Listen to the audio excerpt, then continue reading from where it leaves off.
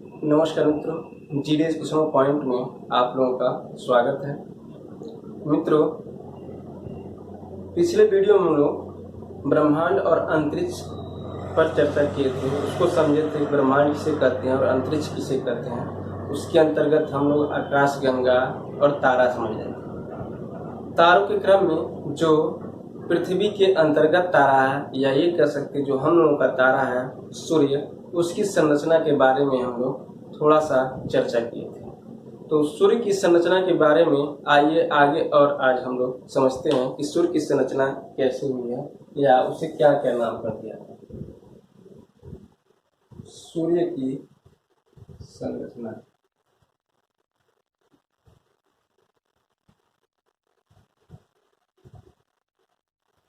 सूर्य की संरचना कुछ इस तरह से कल हमने चर्चा किया था। एक आंतरिक भाग है, फिर एक इसके ऊपर भाग है, यानी इसके बाहरी परत है, फिर उससे ऊपर का एक परत है, फिर एक इससे भी ऊपर का परत। अगर इसे हम इन परतों को क्रमशः इस तरह से देखें, 1, 2, 3 और 4, तो पहला जो आंतरिक है इसका हमने नाम दिया था कोर या सबसे आंतरिक भाग। दूसरा प्रकाश मंडल, दूसरा प्रकाश मंडल। तीसरा वर्ण मंडल, वर्ण मंडल। और चौथा आभा मंडल, आभा मंडल। इसे किरीट भी कहा जाता है, किरीट, या इसका दूसरा नाम कोरोना भी कहा जाता है, कोरोना मंडल। तो सूर्य की जो संरचना है कुछ इस प्रकार से है। आंतरिक भाग को कोर कहा जाता है, उसके जो बाहरी परत है उसे प्रकाश मंडल कहा जाता है, और उससे ऊपर यानी जो उसके बाहरी परत है उसे वर्णमंडल कहा जाता है, और उसके जो बाहर परत है उसे आभा मंडल यानी किरीट या कोरोना मंडल भी कहा जाता है। हमने कल एक समीकरण समझा था कि दो हाइड्रोजन के अणु मिल करके हीलियम का निर्माण करते हैं, और इसके साथ जो है अधिक मात्रा में ऊर्जा निकलती है। हमने कल इस तरह से समझा था कि दो हाइड्रोजन के अणु मिल करके हीलियम का निर्माण करते हैं, और हीलियम बनने के साथ ही इसमें बहुत ही अधिक मात्रा में ऊर्जा निकलती है। ये जो प्रक्रिया है, ये प्रक्रिया मित्रों कोड जो सूर्य की संरचना यानी आंतरिक संरचना है, सबसे जो आंतरिक भाग है उसमें ये घटना घटित होती है। ये प्रक्रिया दो हाइड्रोजन मिल करके हीलियम का निर्माण करते हैं, और फिर ये अधिक मात्रा में ऊर्जा निकलती है।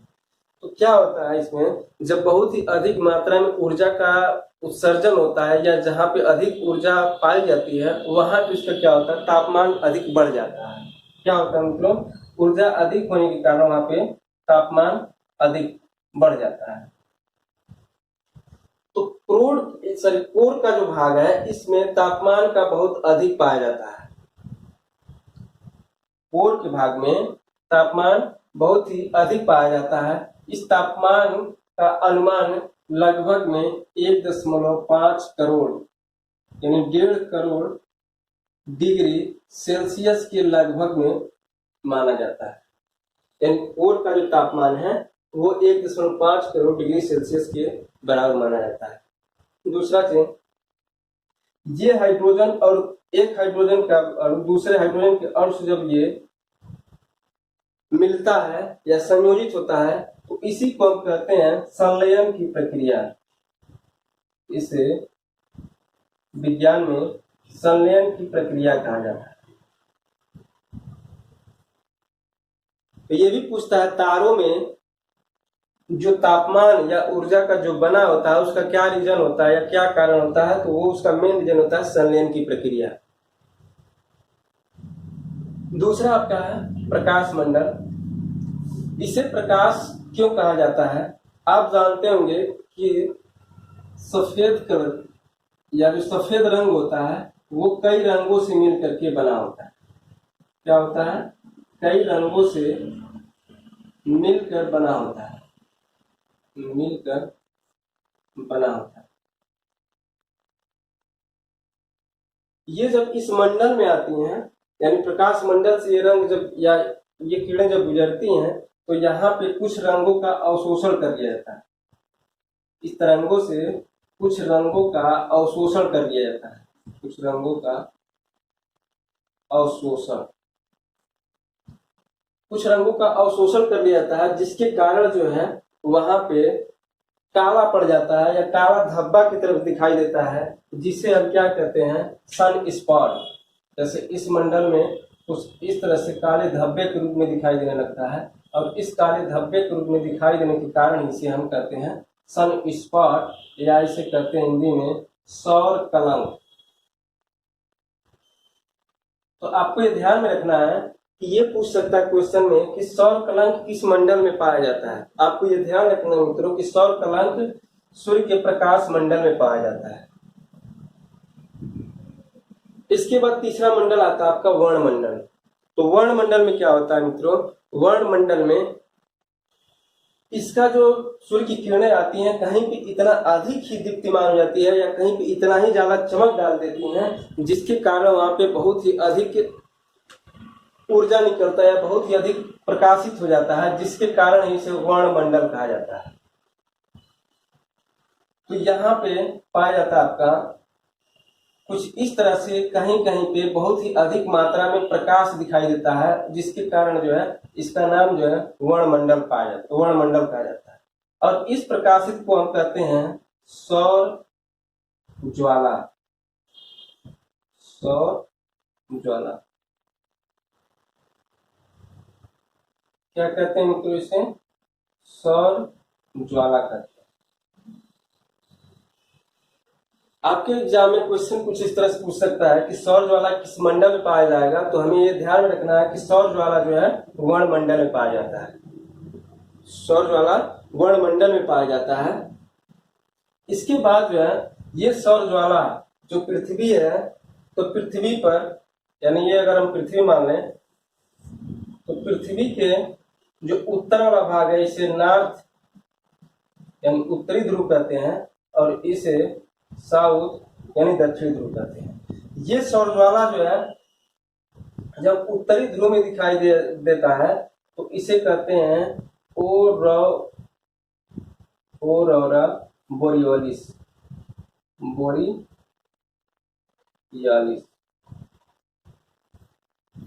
जब ये सौर ज्वाला पृथ्वी के उत्तरी ध्रुव में दिखाई देता है या दिखता है तो उसे क्या नामकरण किया जाता है, ओरोरा बोरियोलिस। और यही सौर ज्वाला जब दक्षिण ध्रुव में दिखाई देता है तो इसे कहते हैं ऑस्ट्रेलिस, ओरोरा ऑस्ट्रेलिस। ये सभी पॉइंट ध्यान रखना मित्रों। यदि आप इसको कहीं नोट कर रहे हैं तो एक संक्षिप्त नोट्स आप बनाते चलेंगे, बाद में या जब एग्जाम के बाद आप देखेंगे तो जो ये पढ़ाया गया रहेगा इसमें से आपके लगभग में सभी क्वेश्चन मिलते जुलते रहेंगे। आपके एक भी क्वेश्चन शायद ही आपके इस पढ़ाए हुए जो नोट्स होंगे उससे कहीं बाहर ही जाएगा। तो ये कोशिश करिएगा कि अगर आपको समय हो तो इसको बनाते चलेंगे।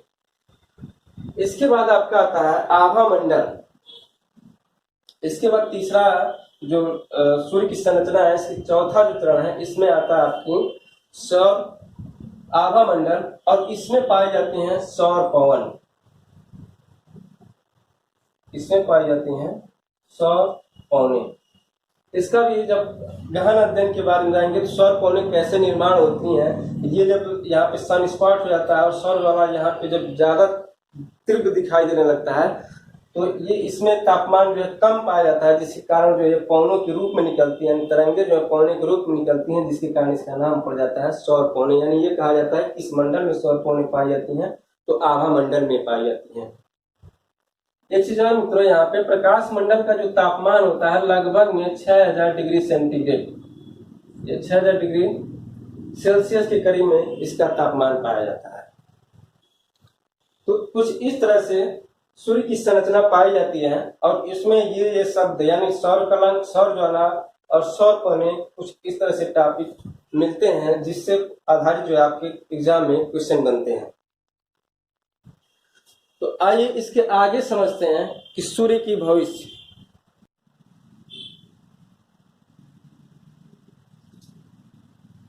सूर्य की संरचना के बाद हम समझते हैं मित्रों कि सूर्य का भविष्य क्या है, या सूर्य की कब तक इसकी प्रक्रिया इस तरह से होती रहेगी, या सूर्य कब तक जो है तापमान हमें देता रहेगा। सूर्य का भविष्य।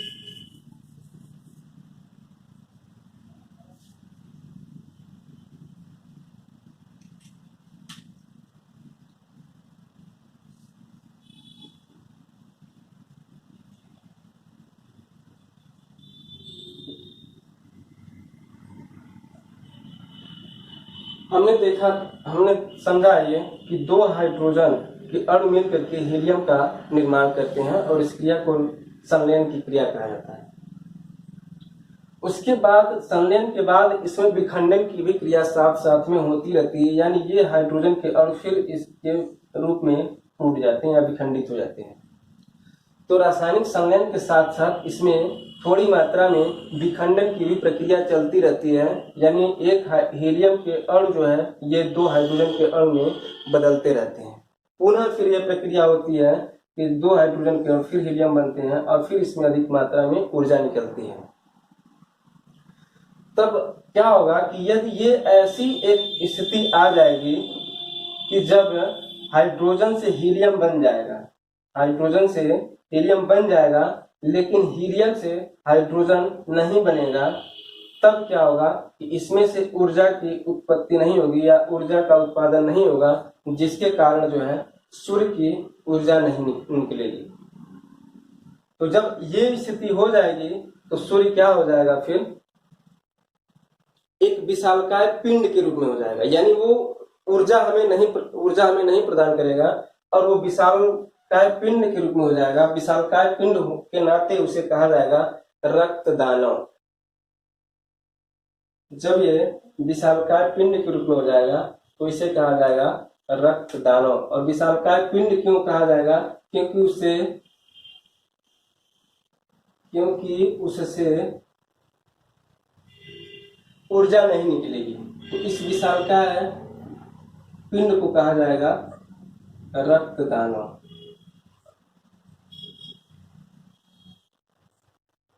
तो ये आपके क्वेश्चन पूछ सकता है कि रक्त दानव क्या हो सकता है या किसे कहेंगे। तो ध्यान रखिएगा, रक्त दानव उसे कहेंगे कि जब सूर्य के आंतरिक भाग यानी कोर के भाग में हाइड्रोजन से हीलियम, यानी या कह सकते हैं कि पूरा का पूरा हीलियम हो जाएगा हाइड्रोजन के जगह पे, तो वो विशालकाय पिंड के रूप में हो जाएगा और वह विशालकाय पिंड जो है आपकी रक्त दानव कहलाएगी। इसके बाद आता है आपका, जब ये विशालकाय पिंड ऊर्जा का उत्पादन बंद कर देगी तो इसमें से प्रोटॉन और इलेक्ट्रॉन गुरुत्वीय शक्ति के कारण, प्रोटॉन एवं इलेक्ट्रॉन जो इसमें सूक्ष्म मूल तत्व कण है, ये जो है प्रोटॉन इलेक्ट्रॉन गुरुत्वीय बल के कारण, बल के प्रभाव से, गुरुत्वीय बल के प्रभाव से ये जब नहीं निकल पाएंगे तो इसे कहा जाएगा श्वेत दामन। यानी इस पिंड को फिर पूरा नाम दिया जाएगा श्वेत दामन।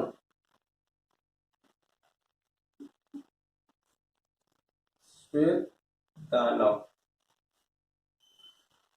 और इस श्वेत दानव की प्रक्रिया जब बहुत ही धीरे धीरे ठंडी हो जाएगी, यानी जब ये इसमें से ऊष्मा निकलना और इलेक्ट्रॉन और प्रोटॉनों का उत्सर्जन भी कम हो जाएगा तो श्वेत दानव हो जाएगा। और ये श्वेत दानव जब ठंडा होते होते ठंडा, बिल्कुल ठंडा हो जाएगा, यानी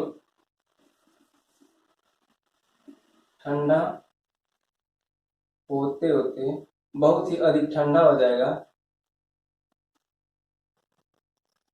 बहुत ही अधिक ठंडा हो जाएगा, तब ये कहलाएगा आपका काला दानव या ब्लैक ड्वार्फ। इसे कहेंगे ब्लैक ड्वार्फ, यानी काला दानव। तो सूर्य की संरचना कुछ इस तरह से होगी कि जब इसमें कोर में हाइड्रोजन सभी हीलियम बदल जाएंगे तो इससे ऊर्जा का उत्सर्जन कम हो जाएगा, और जब ऊर्जा का उत्सर्जन या ऊर्जा नहीं निकलेगी तो ये विशालकाय पिंड के रूप में हो जाएगा, तब ये तारा नहीं कहलाएगा। और जब ये तारा नहीं कहलाएगा तो ये विशालकाय पिंड रक्त दानव के रूप में कहा जाएगा। उसके बाद जब इसमें गुरुत्वीय बल के प्रभाव से इलेक्ट्रॉन एवं प्रोटॉनों का उत्सर्जन या उसका निक्षेपण कम हो जाएगा तो उसे हम कहेंगे श्वेत दानव। ये विशालकाय पिंड जो है श्वेत दानव के रूप में कहलाएगी। और इस श्वेत दानव जब धीरे धीरे बहुत ही ठंडी हो जाएगी तब इसे हम कहेंगे काला दानव। तो मित्रों कुछ इस तरह से आपको ये ध्यान में रखना है कि क्वेश्चन जो है आपको इस तरह से पूछेगा काला दानव या श्वेत दानव या रक्त दानव किसे कहेंगे, तो ये सभी चीजें आपको ध्यान रखना है। इसी से संबंधित आपके क्वेश्चन बन सकते हैं। इसके बाद आता है सौर तंत्र, यानी अभी हमने सूर्य की संरचना पढ़ा, सूर्य की भविष्य पढ़े। अब इसके बाद आता है सौर तंत्र। सौर तंत्र का मतलब क्या होता है मित्रों कि एक सौर तंत्र मतलब एक परिवार कह सकते हैं कि एक परिवार में जो जो चीजें पाई जाती हैं उसी को ही सौर तंत्र कहेंगे। जैसे हमारा होता है शरीर का जो सिस्टम होता है, मानव स्ट्रक्चर, ये तंत्र कहा जाता है। तो इसमें कई प्रकार की कोशिकाएं पाई जाती हैं, कई प्रकार के तंत्र पाए जाते हैं, जिस शरीर का निर्माण होता है उसी तरह से ये सौर तंत्र होता है। तो सौर तंत्र में क्या क्या होते हैं? पहला 8 ग्रह पाए जाते हैं, उसके बाद इसमें उपग्रह पाए जाते हैं, क्षुद्र ग्रह पाए जाते हैं, क्षुद्र ग्रह पाए जाते हैं। उसके बाद धूमकेतु पाए जाते हैं, धूमकेतु पाए जाते हैं, उल्का पिंड पाए जाती हैं, उल्का पिंड पाए जाते हैं। इसके बाद फिर वामन ग्रह यानी बौना ग्रह जिसे कहते हैं, बौना ग्रह इत्यादि प्रकार की जो है पिंड पाए जाते हैं, जिसे हम कहते हैं, इन सभी को मिला करके हम कहते हैं सौर तंत्र। तो इस सौर तंत्र के बारे में मतलब 8 ग्रह के बारे में चर्चा करना है, 8 ग्रह के बारे में पढ़ना है, फिर उपग्रह के बारे में पढ़ना है, फिर क्षुद्र ग्रह के बारे में पढ़ना, धूमकेतु। इस तरह से इन सभी के बारे में एक एक करके हमें आगे इसकी चर्चा करना है। मित्रों अभी हमने पढ़ा था सूर्य, तो मान लीजिए सूर्य है और दूसरी जो है ये यहाँ पे आपकी पृथ्वी है। तो यहाँ से मित्रों आप देखेंगे इस सूर्य से एक जो विकिरण निकलता है पृथ्वी पर पहुंचता है, तो ये किस रूप में पहुंचता है और इसे क्या कहते हैं? तो ये इसे कहते हैं विद्युत चुंबकीय तरंगे, विद्युत चुंबकीय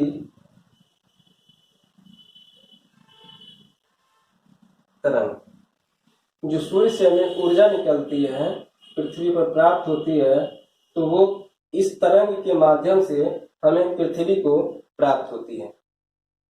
ये विद्युत चुंबकीय तरंग या इस तरह से आपकी क्वेश्चन पूछ सकता है कि जो सूर्य से ऊर्जा निकलती है, जो सूर्य से किरणें निकलती हैं, वो किस रूप में निकलती हैं? तो उसमें आपके 4 ऑप्शन दिए जा सकते हैं, जिसमें से एक रहेगा आपका विद्युत चुंबकीय तरंग। तो ये आपको ध्यान में रखना है कि सूर्य से जो ऊर्जा या जो विकिरण निकलती है वो विद्युत चुंबकीय तरंग के रूप में निकलती है, जो पृथ्वी पर प्राप्त होती है।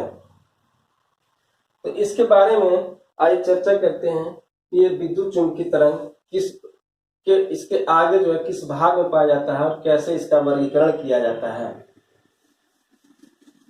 हम जानते हैं मित्रों कि अगर ये पृथ्वी है तो पृथ्वी के ऊपर क्या होता है? वायुमंडल पाया जाता है।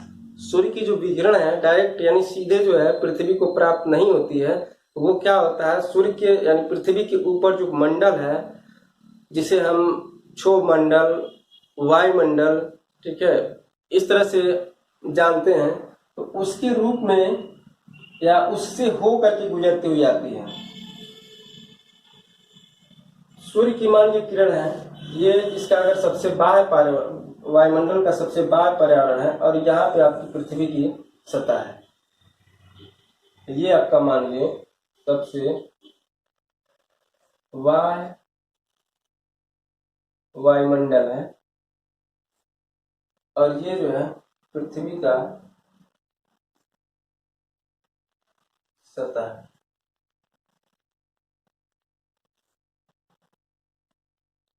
तो अभी हमने जाना कि ये विद्युत चुम्बकीय तरंग के रूप में प्राप्त होती है।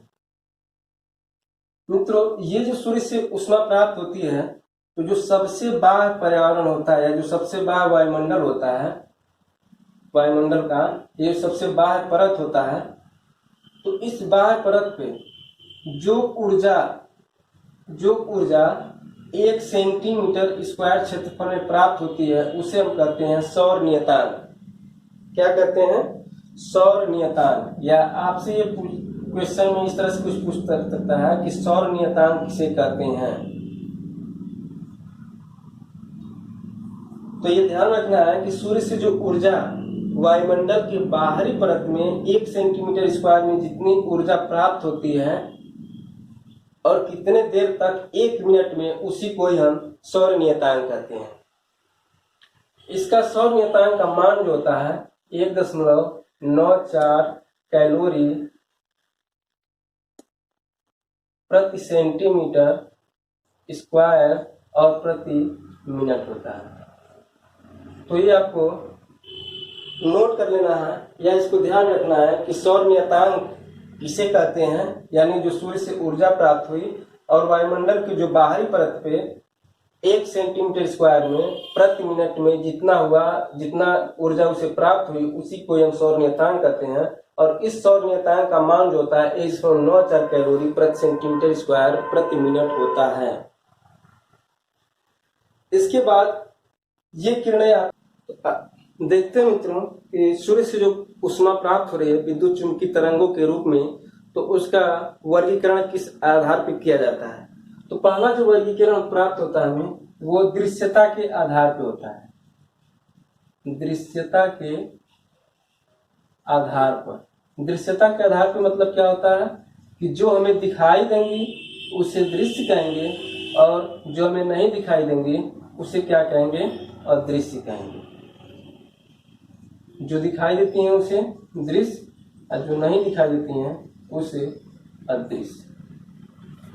पुनः अदृश्य जो है 2 भागों में विभाजित होता है, जिसे कहते हैं शॉर्ट वेव्स और दूसरा जो होता है लॉन्ग वेव्स। तो विद्युत चुम्बकीय तरंगों को दृश्यता के आधार पर दृश्य और अदृश्य और अदृश्य को शॉर्ट वेव और लॉन्ग वेव को समझते हैं। इस दृश्य में या दृश्य वाले भाग में मीडियम वेव होता है।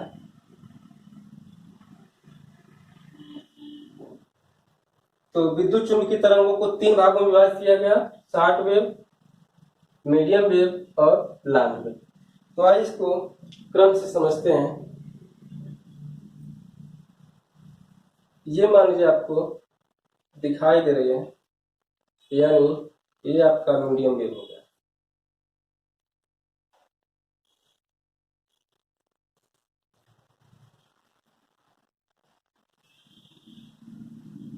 ये आपका क्या होगा मित्रों? मीडियम वेव होगा।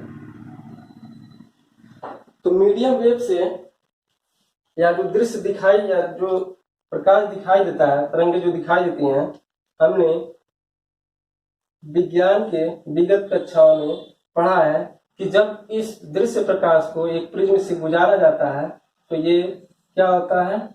7 रंगों में विभाजित हो जाता है। कितने रंगों में? 7 रंगों में विभाजित होता है। 7 रंगों में विभाजित हो जाता है। इन 7 रंगों में क्या क्या नाम होता है? B, I, B, G, Y, O, R। इसे कहते हैं विबग्योर। यानी जो सबसे ऊपर रंग प्राप्त होता है वो बैगनी कलर का प्राप्त होता है और जो सबसे नीचे प्राप्त होता है वो रेड प्राप्त होता है। तो ये भी क्रम पूछता है आपका कि जब श्वेत रंग किसी प्रिज्म से गुजारा जाता है या किसी भी मंडल से गुजारा जाता है तो उसमें सबसे अधिक जो है विक्षेपण किसका होता है, या सबसे ज्यादा जो हमारी कौन सी रंग परिवर्तित होती है, तो उसमें होता है 0.7 यानी रेड कलर का। तो जो सबसे कम विक्षेपित होती है वो आपका होता है बैगनी कलर, जिसका जो है मान होता है 0.4 माइक्रोन के, 0.4 माइक्रोन के। उसके उपरांत रेड कलर का जो होता है ये 0.7 माइक्रोन होता है। माइक्रोन एक चीज समझ आपको हिंदी में लिख दे रहे हैं माइक्रोन।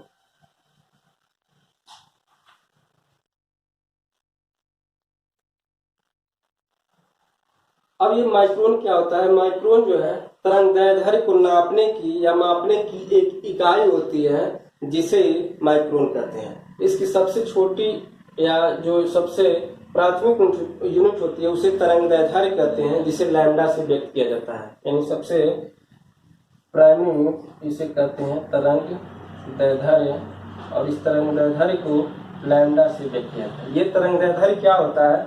तरंगे कुछ इस रूप में चलती हैं, इस तरह से और इस तरह से, फिर पुनः इस तरह से चलती है।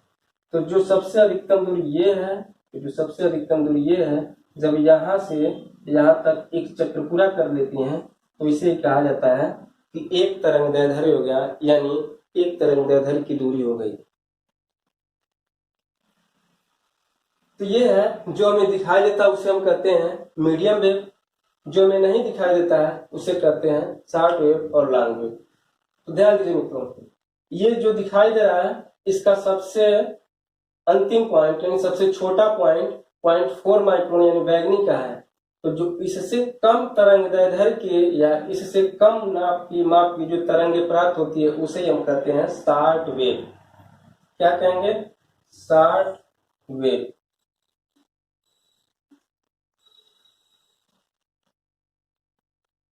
ये मीडियम वेव का जो सबसे बाहरी यानी जो सबसे ज्यादा तरंगदैर्ध्य है वो रेड कलर का 0.7 माइक्रोन। तो जो 0.7 माइक्रोन से अधिक जिसका तरंगदैर्ध्य पाया जाता है या जिसकी माप होती है उसे हम कहते हैं लॉन्ग वेव। Long wave. तो एक चीज क्लियर है मित्रों कि जिसका यानी जिस तरंगों का तरंगदैर्ध्य मीडियम वेव के 0.4 माइक्रोन से कम होगा वो शॉर्ट वेव कहलाएगा, और जिस तरंगदैर्ध्य का माइक्रोवेव के 0.7 माइक्रोन से अधिक होगा वो लॉन्ग वेव कहलाएगा। पुनः 0.4 माइक्रोन से शॉर्ट वेव में जिस तरंग का प्राप्त होता है उसे कहते हैं अल्ट्रा वायलेट किरणें। Ultra violet.